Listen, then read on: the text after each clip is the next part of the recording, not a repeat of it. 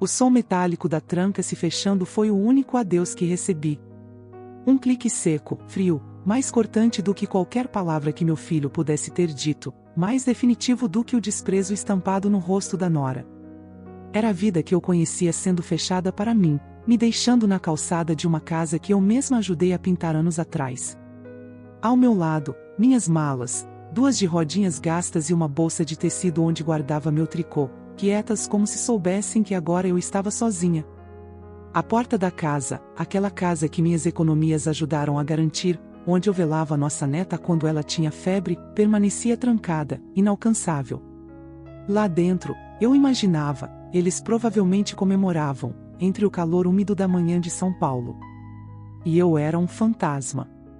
Tudo começou 2 dias antes, por causa de um bilhete de loteria de R$ 5. Mãe, o que é isso? Que porcaria é essa? A voz de Lucas, meu filho, cortou o silêncio da cozinha. Ele estava diante de mim, a sombra do corpo caindo sobre minha xícara de chá, segurando o bilhete entre os dedos como se fosse algo podre. Ao lado, Camila, sua esposa, estava silenciosa, mas sua presença era mortal, afiada em cada gesto. Ela limpava uma taça de vinho, devagar, com movimentos precisos, o olhar refletido no vidro distorcendo a forma de desprezo. Não precisava falar nada, o silêncio era a arma que ela afiava diariamente. O bilhete era um simples raspadinha, um pequeno ritual que eu adotará depois que meu marido, José, faleceu. Ele trabalhou a vida inteira em uma metalúrgica no interior do estado, e quando se foi, o silêncio que ficou em nosso apartamento parecia ensurdecedor. Aqueles bilhetes eram sussurros de esperança naquele vazio, um sonho de R$ 5 que não importava se ganhasse ou não, mas que me lembrava que ainda podia sonhar. Lucas, é meu dinheiro, murmurei, quase um sopro, tentando não chorar. Ele riu, um riso áspero, estranho para o menino que eu lembrava ter cuidado desde pequeno. Isso é para as compras, mãe. Nosso dinheiro. Você não trabalha, não tem renda, a gente paga tudo. Morar aqui de graça não te dá direito de gastar assim, disse, e a palavra grátis caiu sobre mim como um soco. Apagava todos os anos em que trabalhei em 2 turnos na padaria depois do acidente do José, todos os dias que entreguei minha aposentadoria para garantir a entrada desta casa, todos os momentos em que cuidei da minha neta para que Camila pudesse seguir sua carreira como influenciadora digital. Tudo sumiu com uma só palavra.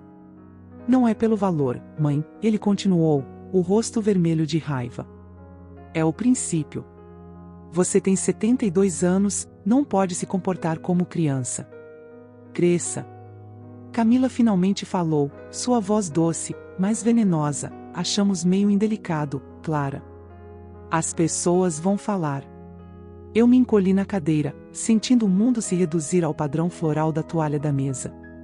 Queria explicar que o dono da mercearia da esquina, Marcos, conhecia meu nome graças àquelas raspadinhas, um pequeno elo de humanidade em uma vida que me tornava cada vez mais invisível. Mas as palavras não saíam, presas por um muro de vergonha que eles haviam erguido com tanto cuidado. Com cuidado, dobrei o bilhete, ainda intacto, e o guardei no bolso do meu casaco. Eu nem tinha raspado ainda. Lucas se virou sem me olhar mais, e Camila seguiu como uma sombra. Fiquei ali por longos minutos, com o silêncio deles pesando mais que qualquer som. A cozinha, antes meu refúgio, parecia agora um espaço estranho, quase hostil. Eu olhava para os pequenos riscos na porta, marcando a altura do Lucas, para o arranhão no piso deixado pelo primeiro triciclo dele, e percebia que tudo aquilo se tornará um museu de um amor que eles pareciam ter esquecido. Mais tarde, sentei-me no balanço da varanda, precisando respirar um ar que não tivesse o peso da mágoa deles. Tirei o bilhete do bolso. Era um jogo chamado Sorte Paulista, prometendo um prêmio de R$ 17 milhões. Na parte de trás, em letras miúdas, havia o espaço para assinar e validar o bilhete. Eu assinei, com minha letra trêmula mas legível, datando do mesmo dia. Minhas mãos tremiam ao pegar uma moeda para raspar o bilhete, um pequeno ato de rebeldia silenciosa. Ao raspar o látex, meu coração batia rápido, cada número revelado me deixando mais tensa. E então vi, os números alinhavam-se perfeitamente, o prêmio era real, R$ 17 milhões. Não gritei, não respirei fundo, apenas senti uma calma profunda e aterrorizante ao mesmo tempo. Dobre o bilhete com a reverência de uma oração e guardei em um compartimento seguro da minha bolsa. Ali, no mesmo lugar onde não era mais bem-vinda, senti algo que não sentia há décadas: poder. Não era pelo dinheiro, mas por saber que eles pensavam que controlavam tudo, enquanto eu tinha o verdadeiro segredo nas mãos. No dia seguinte, me movi pela casa como um fantasma, mantendo o bilhete seguro, enquanto fazia pequenas tarefas. Arrumei a cozinha, cuidei do jardim. Camila fingia não me ver, oferecendo apenas sorrisos vazios quando passava. O peso quente do bilhete na bolsa era uma promessa que só eu compreendia. Enquanto separava a roupa para lavar, um sentimento de inquietação começou a crescer. Mantinha uma cesta de vime para pequenos itens esquecidos nos bolsos, moedas, notas e, frequentemente, bilhetes de loteria que não tinham dado certo. Lembrei de ter colocado outro bilhete lá, um perdido, no dia anterior. Quando fui buscar, a cesta estava vazia. Primeira suspeita: talvez tivesse jogado fora. Revirei o lixo, olhei atrás da máquina de lavar, nada. Um pressentimento ruim cresceu dentro de mim. Embora fosse apenas um bilhete sem valor, a sensação de invasão, de violação, era real. À noite, ouvi a comemoração deles do quarto, risadas, estouros de champanhe, o tilintar de copos. Na manhã seguinte, um caminhão de entrega estacionou na frente da casa, trazendo uma TV gigante, vinhos caros, roupas de marca, tudo sem mencionar nada sobre o bilhete. Eles viviam luxo em público, e eu, a pessoa que eles humilharam por R$ 5, permanecia invisível, me sentindo pequena e irrelevante. Eu queria estar errada. Rezava para estar. Talvez eles tivessem tido um bônus ou uma herança. Mas então Camila deixou o celular em cima da bancada, e a tela iluminou uma mensagem de sua irmã. O que? 17 milhões? Você não vai contar para a velha? Foi quando entendi: velha era eu. Não mãe, não avó, apenas um obstáculo para eles. Eles acreditavam que tinham ganhado, e seu primeiro ato foi se entregarem ao luxo, enquanto eu continuava invisível. Mas a raspadinha de 17 milhões, a verdadeira, ainda estava segura comigo, e por mais que eles comemorassem seu bilhete perdido, eu tinha a verdade. No dia seguinte, acordei cedo, antes deles, e me movi silenciosamente pela casa. Tudo parecia familiar e, ao mesmo tempo, estranho. Eu limpava a cozinha, arrumava o jardim, como se cada gesto cotidiano pudesse apagar a sensação de ter sido expulsa de minha própria vida. O bilhete, quente e seguro dentro da bolsa, era meu segredo, minha arma silenciosa. Camila passou por mim, fingindo que eu não existia, oferecendo aquele sorriso polido e vazio, enquanto Lucas estava absorto no celular. Pareciam fantasmas de uma vida que eu não fazia mais parte, e, ainda assim, eu estava ali, invisível e, de certa forma, mais poderosa do que nunca. Enquanto dobrava roupas, senti um arrepio ao perceber que algo estava errado. A cesta onde eu guardava bilhetes e moedas, aquela de Vime, costumava guardar pequenas esperanças, bilhetes perdedores, segredos discretos. Mas ontem, quando coloquei um bilhete lá, ele estava desaparecido. Revirei tudo, cestos, latas de lixo, atrás da máquina de lavar, nada. Era apenas um bilhete sem valor, mas a sensação de invasão me deixou desconfortável. Um frio na barriga, aquele tipo de inquietação que te diz que algo não está certo. À noite, ouvi as comemorações vindas do quarto deles, risadas, estouros de champanhe, o tilintar de taças. E no dia seguinte, vi um desfile de entregas, uma TV enorme, caixas de vinho, roupas caras, eletrônicos de última geração. Não precisavam me contar nada. Eu sabia que tinham acreditado ter ganhado. E, enquanto eu permanecia invisível, humilhada por um bilhete de R$ 5, eles se davam ao luxo, cegos pelo próprio egoísmo. E foi quando percebi a verdade: eles tinham achado o bilhete errado. O verdadeiro, assinado por mim e com o número da sorte, ainda estava seguro na minha bolsa. Por um instante, senti uma onda de poder tão rara que quase me fez sorrir sozinha. Eu tinha a prova, eu tinha a verdade. E com isso, nada do que eles fizessem poderia apagar minha dignidade ou meu direito. decidi que não iria confrontá-los diretamente. Não havia necessidade. Eles eram arrogantes demais, confiantes demais, e subestimavam a simplicidade de uma senhora discreta com sua sorte nas mãos. Ao invés disso, fui à biblioteca pública do bairro, um lugar que sempre me ofereceu refúgio e silêncio. Caminhei lentamente, carregando minhas 2 malas, cada passo lembrando-me de tudo o que eu havia perdido, mas também de tudo o que eu ainda podia conquistar. Lá, sentei-me em um canto junto à janela, onde a luz suave da manhã batia no meu rosto. Liguei meu celular antigo e comecei a organizar minhas provas, fotos do bilhete antes de ser raspado, a assinatura claramente visível, até a nota fiscal de compra do bilhete. Tudo cuidadosamente documentado. Eu precisava garantir que ninguém pudesse negar minha vitória, nem eles, nem o mundo. Naquele momento, percebi que havia algo mais profundo em jogo. Não era só sobre o dinheiro, era sobre respeito, reconhecimento, a memória de anos de dedicação, de noites em claro cuidando de uma família que agora me tratava como invisível. Era sobre a sensação de ser invisível, de não ter mais voz dentro de casa própria, e agora, finalmente, eu tinha a minha. No dia seguinte, com o coração ainda acelerado, fui à lotérica onde comprei o bilhete. Marcos, o jovem atendente, reconheceu-me imediatamente. Boa tarde, Dona Clara, tudo bem? Ele sempre teve um sorriso genuíno, algo que sempre me confortou nos dias difíceis. Expliquei a situação com calma, pedindo para ele verificar as gravações de câmeras de alguns dias antes. Não era apenas um capricho, eu precisava de provas irrefutáveis de que era a legítima proprietária do bilhete. Marcos hesitou, mas percebeu a seriedade no meu olhar e concordou. Alguns minutos depois, me entregou uma imagem impressa, onde eu aparecia, cansada e humilde, entregando R$5 pelo bilhete. Ali estava eu, a verdadeira vencedora, uma simples senhora que tinha sido subestimada por todos ao seu redor. Com a foto em mãos, voltei para a biblioteca e comecei a compilar tudo. Primeiro, a imagem da compra, e depois, a foto do bilhete original, e, por fim, o extrato bancário mostrando o valor gasto na compra. Cada pedaço de evidência era uma prova da minha história, da minha verdade, e eu sentia uma calma crescente à medida que o quebra-cabeça se completava. Eu não precisava confrontar Lucas e Camila de frente.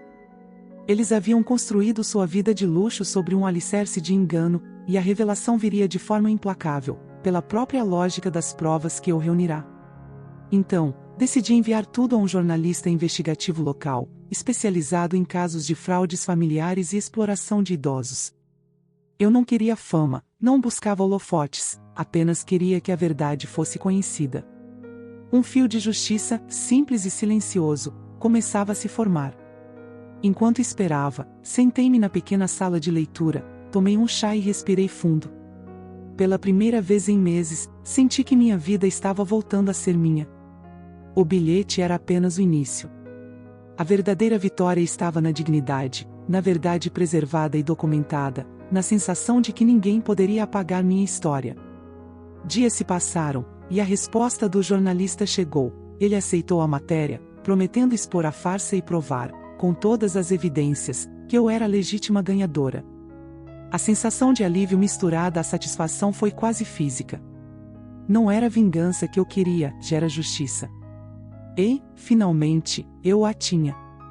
Enquanto tudo se desenrolava, fiquei sabendo de boatos sobre a casa deles. O suposto prêmio havia sido gasto rapidamente, e a confusão entre o bilhete verdadeiro e o falso começava a criar rachaduras na fachada da vida que haviam construído.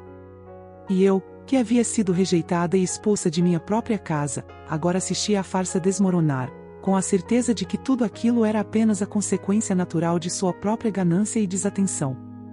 Sentada na biblioteca, com o vento batendo nas janelas e o som distante da cidade, percebi que a vida me havia dado uma lição dura, mas clara. Às vezes, a paciência e a discrição valem mais do que qualquer confronto direto.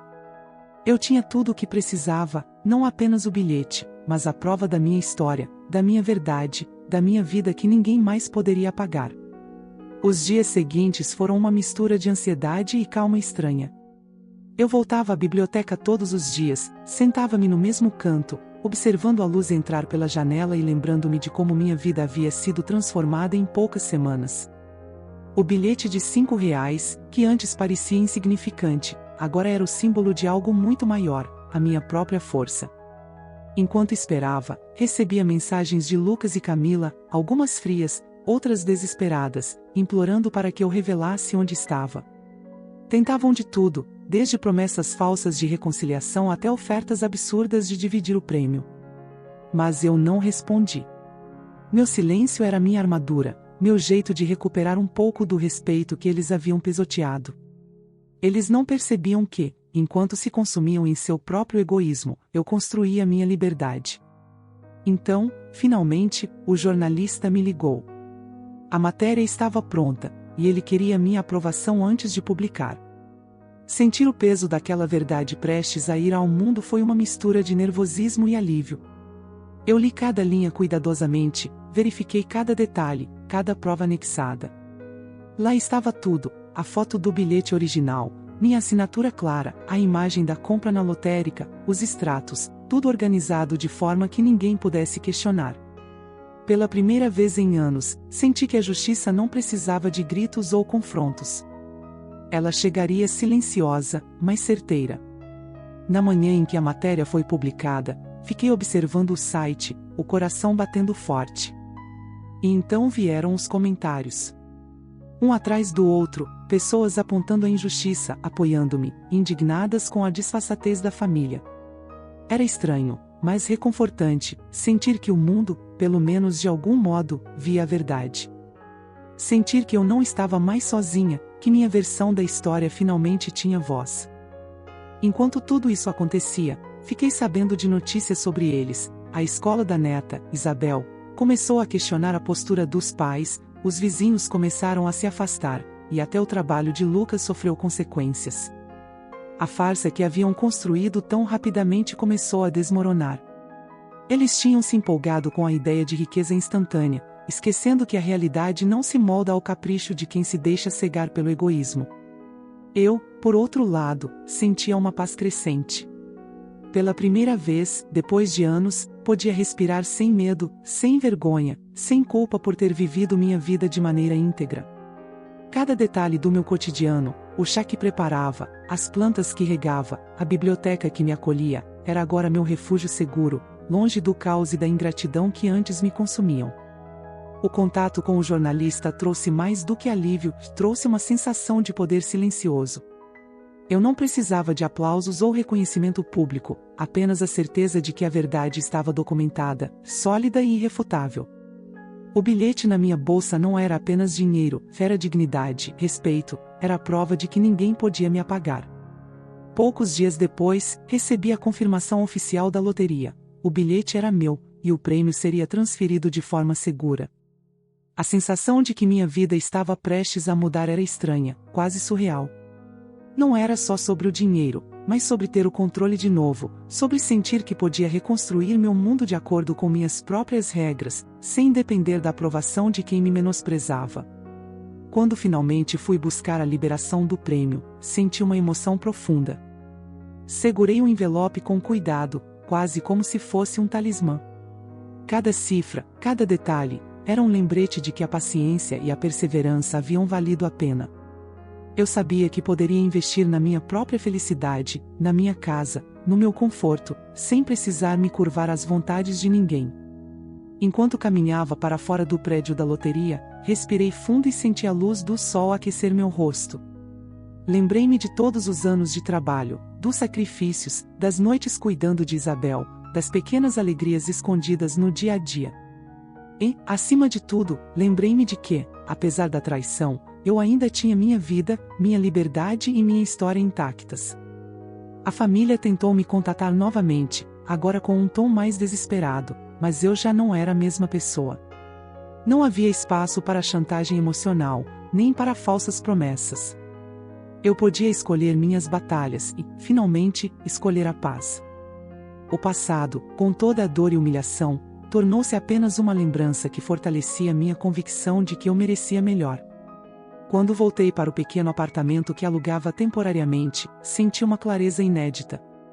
Cada objeto, cada lembrança, Cada gesto cotidiano era agora meu território seguro. Comecei a planejar o futuro com cuidado, pequenas reformas na casa nova que compraria, a horta que sempre sonhara em cultivar, e até pequenos mimos para mim mesma, algo que nunca fizera por me sentir sempre na obrigação de servir aos outros. E então, finalmente, chegou o dia de mudar para minha própria casa. A sensação de colocar a chave na porta e entrar no meu espaço, sem medo, sem culpa, sem ninguém para me humilhar, foi indescritível. Sentei-me na varanda, observando a luz do entardecer pintar o céu, e senti uma paz profunda. Pela primeira vez em muito tempo, minha vida era só minha. Ali, na minha nova casa, com minha xícara de chá, minha cadeira favorita e o jardim começando a florescer, percebi que o dinheiro era apenas uma ferramenta. O verdadeiro ganho era a liberdade, a dignidade e a certeza de que ninguém poderia mais me derrubar. Eu podia finalmente ser a mulher que sempre fui, sem máscaras, sem medos, e plenamente consciente do valor da minha própria história. Nos meses que se seguiram, minha vida adquiriu um ritmo sereno, quase meditativo. Eu acordava com o canto dos pássaros, tomava meu café na varanda, sentindo a brisa acariciar meu rosto, e olhava para o jardim que lentamente se transformava. Cada flor plantada, cada hortaliça crescendo era um lembrete de que eu estava reconstruindo minha própria história, com minhas próprias mãos.